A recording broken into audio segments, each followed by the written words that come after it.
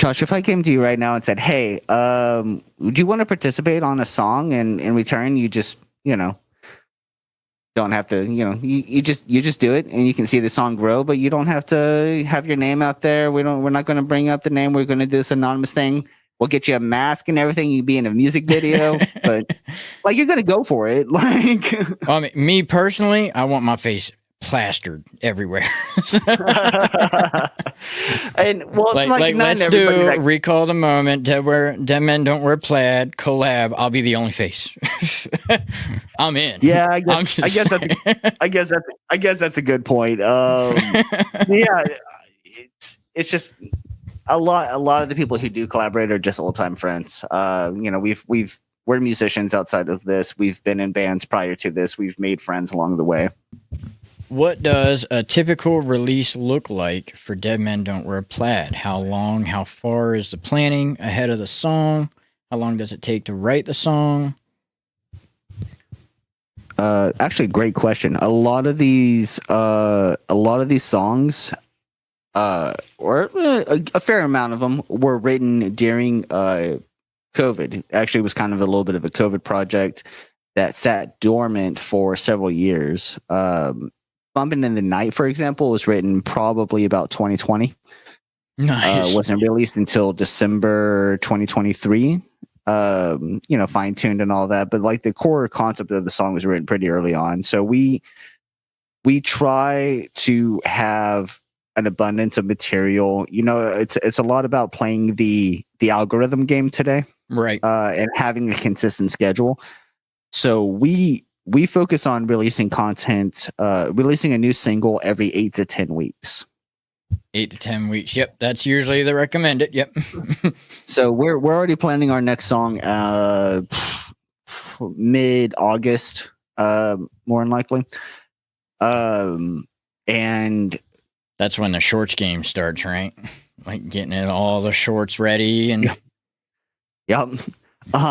But as far as and then that's on the video side of things for sure. As far as the music side of things, we're working. We're about a year ahead about as far as some of the songs that we're working on releases and stuff like that. Like songs that we're working on, some of the songs that we're still writing. Like if I write a new song tomorrow, it's not coming out for about a year and a half.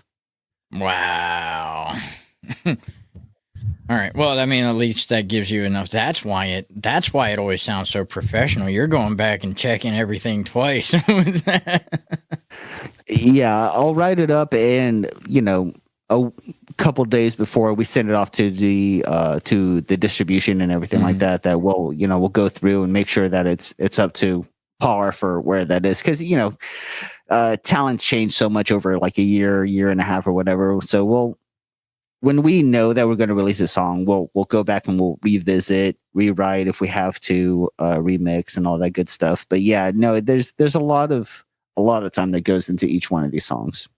Do you use pre-saves? Pre-saves or like pre-saves, like the little icon that tells everybody to go get your album before it's out? Oh, yeah. I mean, we really try to do a strong like pre-save campaign leading up for Grievance. And we even try to like advertise it a little bit amongst our community. Yeah. And the thing is that I don't think enough people understand how to click the button and get the pre-save, or what the pre-save exactly does. There's a component there that's missing between the actual concept of pre-saving and what the listener is understanding or the fans understanding. Which was actually the next question is, are they worth it? Because of the disconnect between the two, there's been some chatter that maybe it's not even worth it anymore, because people feel like if they click the pre-save, then they've done their job, and then they don't go and listen to the music. I mean, if they click the pre-save, that's a miracle. Like, because there's another aspect there that has come up pretty recently, is that, like, say you're promoting your pre-save campaign on Facebook. Mm-hmm. right? So the user, they see that Facebook, they see that ad, or they see that post or whatever, and they say, oh, cool, the link's in the comments. And when I click on the link, it goes to this page. They see the big pre-save on Spotify button. Yeah. They push that. And what it does is it opens up Spotify in Facebook's version of a browser. Okay. So it's opening up Spotify within Facebook, which oftentimes you're not signed into. So then it's required, okay, now you got to sign in if you actually want to pre-save this. And it creates all these extra steps. It doesn't just open up the app. So it creates, inadvertently creates extra steps for the customer or the fan. And yeah, it becomes way less realistic, because the idea is that you want to make it as painless as possible on potential fans. And if you're asking them to go through 4 or 5 steps, exit out of Facebook, reopen this, sign into this, oh, I can't remember my password, I got to like figure this out real quick and then get back in, and then I can hit the button. What am I doing again? Like it. Now, does Facebook benefit from that at all? So yeah, in a way they do, because what it does is it's keeping people on their platform. Fair. Yeah. Okay. I guess that's true. That's true. That's why you see a lot of people doing, hey, you know, you want to check out the full thing, the comments the link is in the comments below. Right. The reason for that is because if you directly link on the post, it does that like auto attachment. Right. Gotcha. Okay. Facebook doesn't necessarily want to push things that take people away from Facebook. Right. You know, so they tend to do a little bit poorer in the actual like algorithm side of things. That's why everyone adapted to doing link is in the comments down below on Facebook. Because yeah, posting up just the link, Facebook doesn't want you to leave Facebook. No, they want you to stay right where they are. So yeah, that's no, to answer your question, no, it's really not worth it. The pre-save's not entirely worth it. I mean, I actually really agree with this, but there's a handful of people, you know, talking with me that like think they are like the end all be all. Make sure to put your pre-save in all your shorts. Make sure to get the pre-save on all your posts and blah blah. Honestly, I mean, do it. I mean, yeah, sure, do it, but I haven't seen much of a difference using it or not.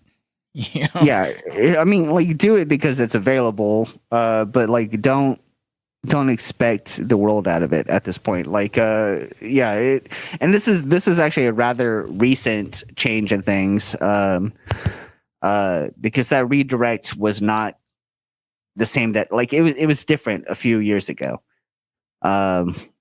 So sometimes you got to like figure out, okay, are they just in the mentality of what worked a few years ago and they still think that works today? But the thing is that the algorithm is always changing. You always have to be learning how to engage with your fans in new ways that work well with the way that Facebook intends or YouTube intends or whatever.